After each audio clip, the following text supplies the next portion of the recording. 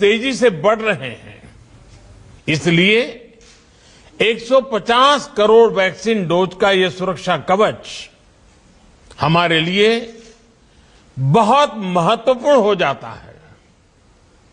आज भारत की वयस्क जनसंख्या में से 90% से ज्यादा लोगों को वैक्सीन की एक डोज लग चुकी है। सिर्फ 5 दिन के भीतर ही 1.5 करोड़ से ज्यादा बच्चों को भी वैक्सीन की डोज लगाई जा चुकी है। ये उपलब्धि पूरे देश की है, हर सरकार की है। मैं विशेष रूप से इस उपलब्धि के लिए देश के वैज्ञानिकों का, वैक्सीन मैन्युफैक्चरर्स का, हमारे हेल्थ सेक्टर से जुड़े साथियों का बहुत बहुत धन्यवाद करता हूं। सबके प्रयासों से ही देश ने उस संकल्प को शिखर तक पहुंचाया है जिसकी शुरुआत हमने शून्य से की थी। साथियों, 100 साल की सबसे बड़ी महामारी से मुकाबले में सबका प्रयास की भावना ही देश को मजबूती दे रही है।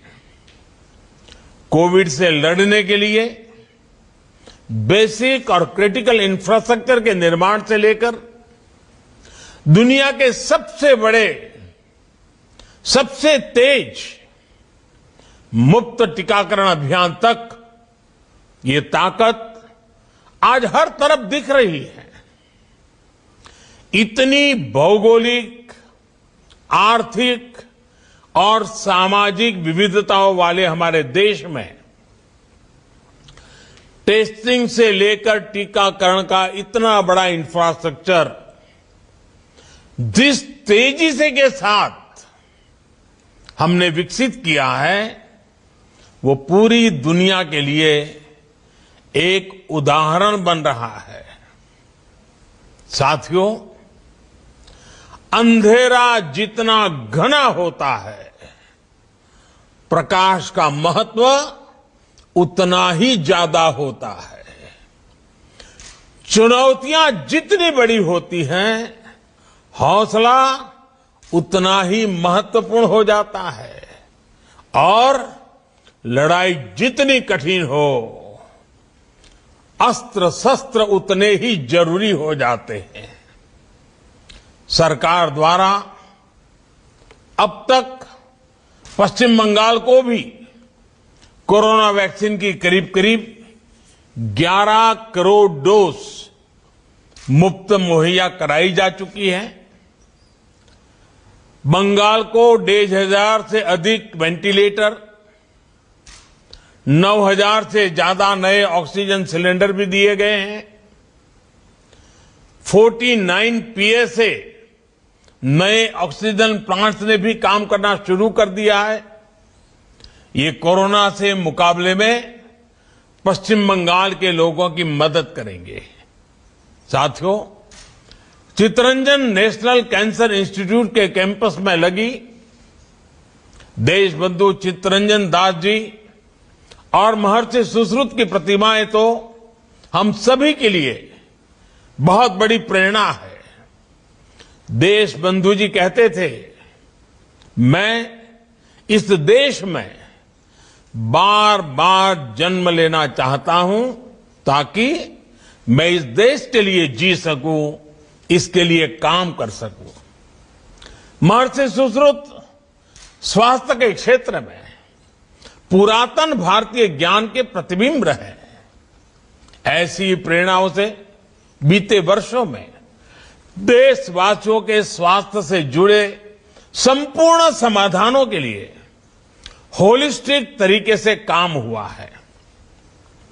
सबका प्रयास की भावना से आज देश के हेल्थ इंफ्रा को, हेल्थ प्लानिंग को इंटीग्रेटेड करने का, राष्ट्रीय संकल्पों से जोड़ने का काम तेजी से हो रहा है।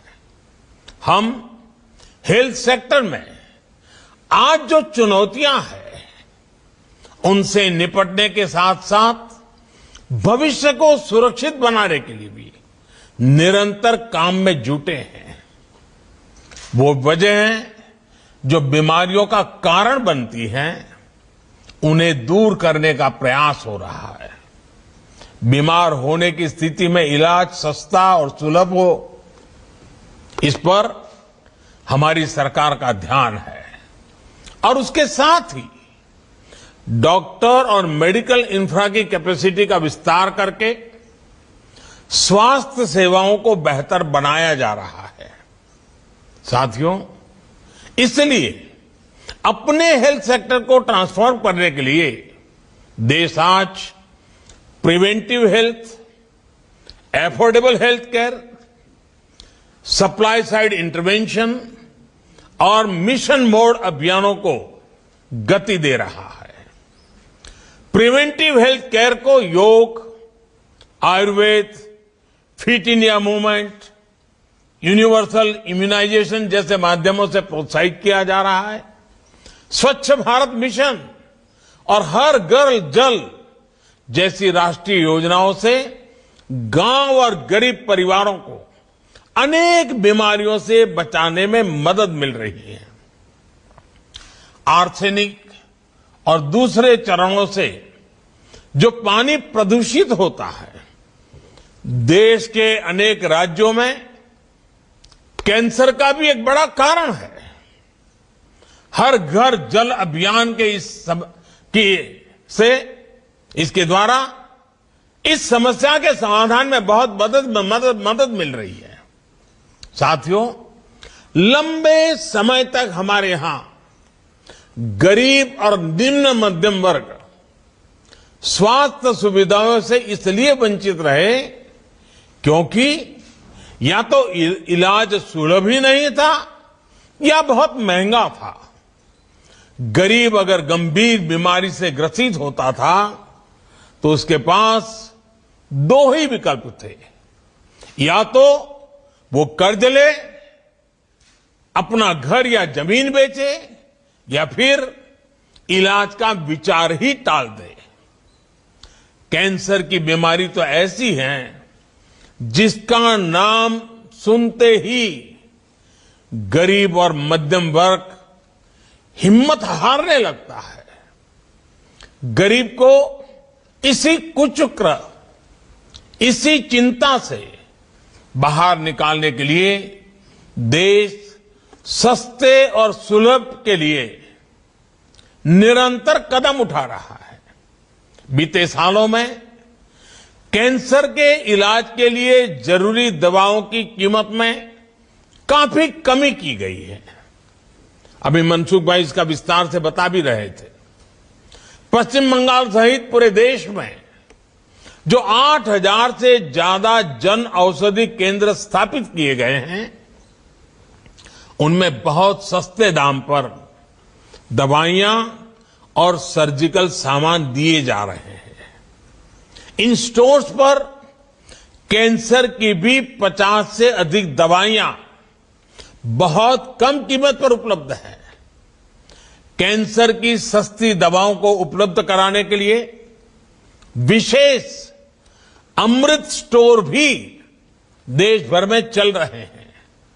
सरकार का यही सेवा भाव, यही संवेदनशीलता गरीबों को सस्ता इलाज सुनिश्चित करने में मदद कर रहा है।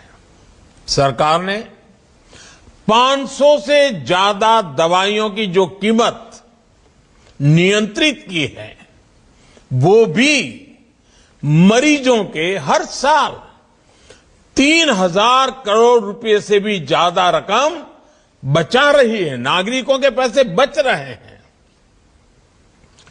कोरोनरी स्टेंट्स की कीमत तो फिक्स किए जाने की वजह से हार्ट के मरीजों के हर साल 4,500 करोड़ रुपए से ज्यादा बच रहे हैं। सरकार ने नी इम्प्लांट्स की कीमत कम करने का जो निर्णय किया, उसका विशेष लाभ हमारे सीनियर सिटीजन्स को हमारे बुजुर्ग माताओं बहनों को, पुरुषों को उसका लाभ हुआ है। इस वजह से बुजुर्ग मरीजों से 1500 करोड़ रुपया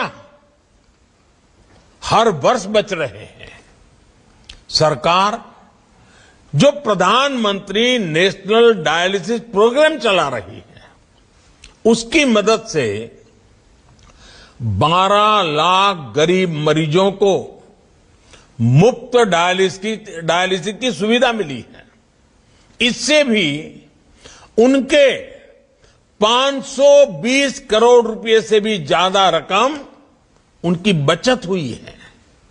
साथियों, आयुष्मान भारत योजना आज एफोर्डेबल और इंक्लूसिव हेल्थ केयर के मामले में एक ग्लोबल बेंचमार्क बन रही है। पीएम जय के तहत देश भर में 2 करोड़ 60 लाख से ज्यादा मरीज अस्पतालों में अपना मुफ्त इलाज करा चुके हैं। अनुमान है कि अगर ये योजना नहीं होती तो इन्हीं मरीजों के अपने इलाज पर 50 से 60 हजार करोड़ रुपए खर्च करने पड़ते। साथियों, आयुष्मान भारत का लाभ 17 लाख से ज्यादा कैंसर के मरीजों को भी हुआ है। चाहे कीमोथेरेपी हो, रेडियोथेरेपी हो या फिर सर्जरी, इन मरीजों को अस्पताल में हर सुविधा मुफ्त मिली है।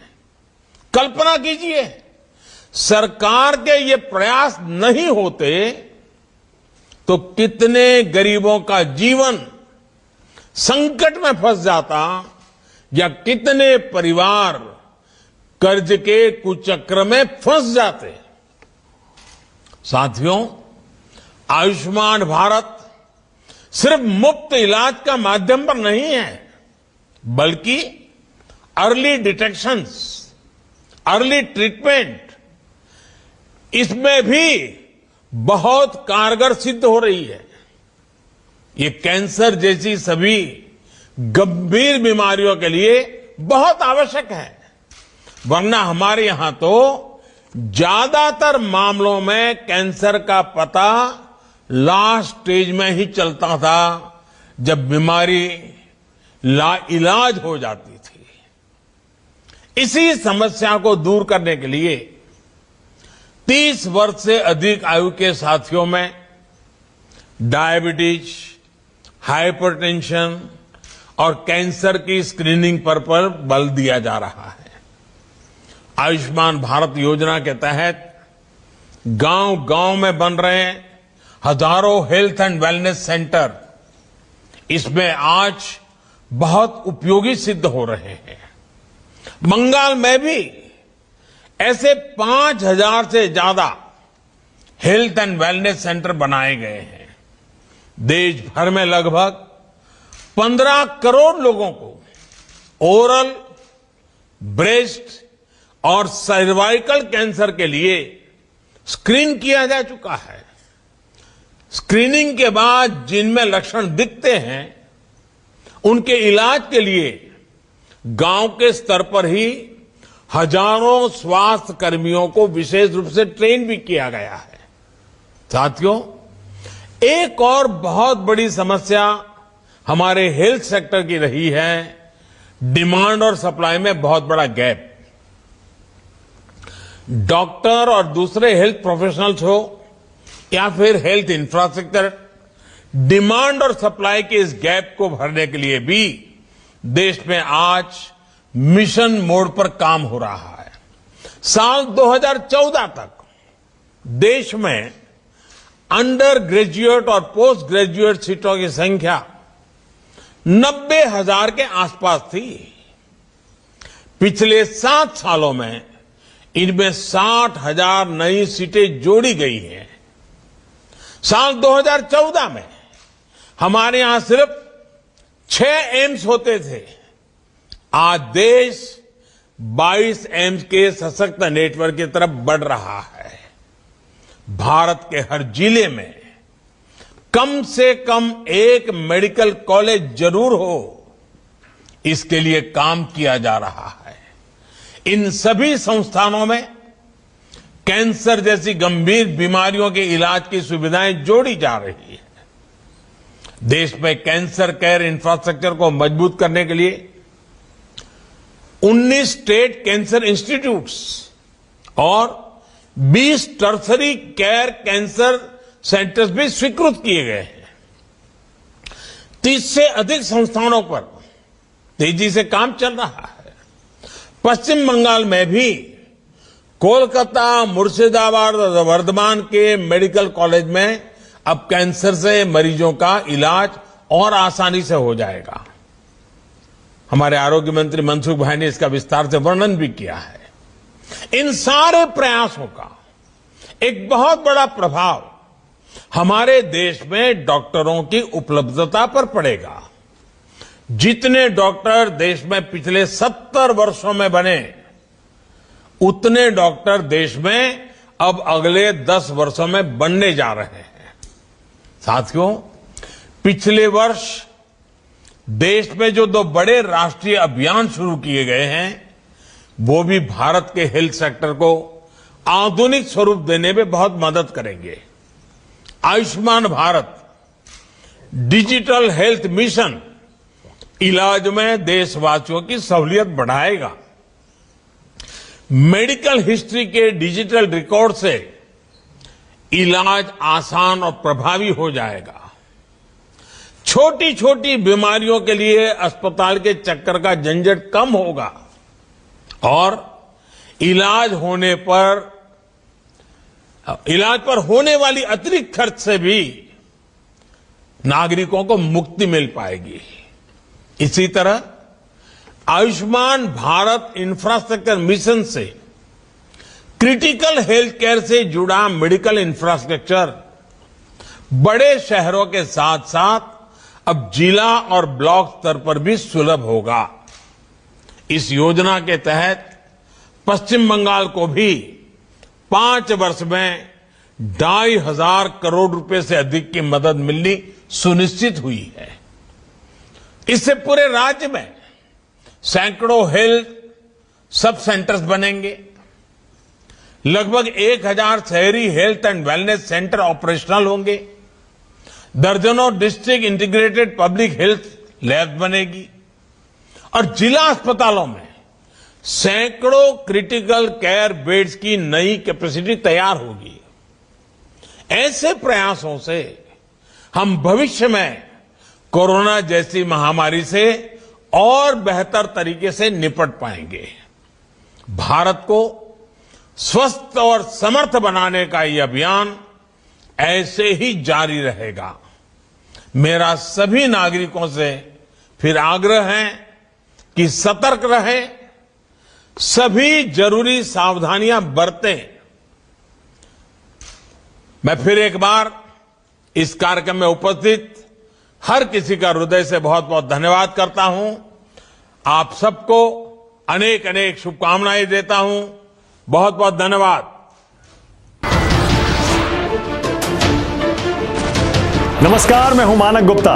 अगर आपको हमारा ये वीडियो पसंद आया हो तो इसे लाइक और शेयर जरूर करें और हां, हमें सब्सक्राइब और फॉलो करना ना भूलें ताकि आप देश और दुनिया की कोई खबर मिस ना करें। तो जुड़े रहिए हमारे साथ और देखते रहिए न्यूज़ 24।